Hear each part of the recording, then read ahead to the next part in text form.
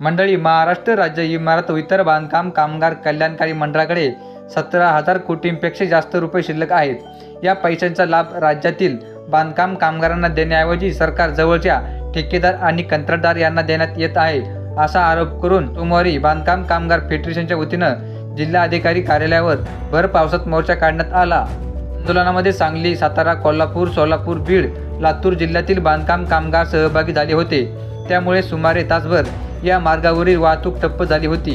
20,000 रुपये बोनस देण्यात यावा यासह विविध मागण्या यावेळी करण्यात आल्या। मोर्चासाठी विश्रामबाग चौक ते जिल्हाधिकारी कार्यालयापर्यंत एकेरी मार्ग देण्यात आला होता। याबाबत जिल्हाधिकारी यांना देण्यात आलेल्या निवेदनात म्हटले आहे की खऱ्या कामगारांऐवजी बोगस कामगार त्या पैशांचा गैरफायदा घेत आहेत। आज मंडळाकडे नोंदीत बांधकाम कामगारांपैकी 50% कामगार बोगस आहेत। मोर्चाची सुरुवात क्रांतिसिंह नाना पाटील यांच्या पुतळ्यापासून करण्यात आली। मोर्चा विश्रामबाग चौक मिरज रस्त्यामार्गे जिल्हाधिकारी कार्यालयावर नेण्यात आला।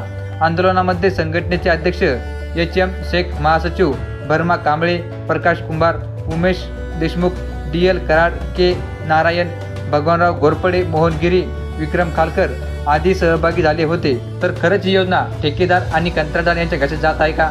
खरंच या योजनेचा लाभ खऱ्या बांधकाम कामगाराला मिळत आहे की नाही? त्याच्याबद्दल तुमची प्रतिक्रिया काय आहे ते आम्हाला कमेंट करून नक्की कळवा।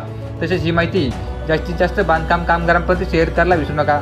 तसेच बांधकाम कामगार योजनेसंदर्भाच्या आणि सरकारी योजनेसंदर्भाच्या महत्त्वपूर्ण अपडेट माहितीचे व्हिडिओ पाहण्यासाठी आपलं YouTube चॅनल सबस्क्राईब करायला विसरू नका।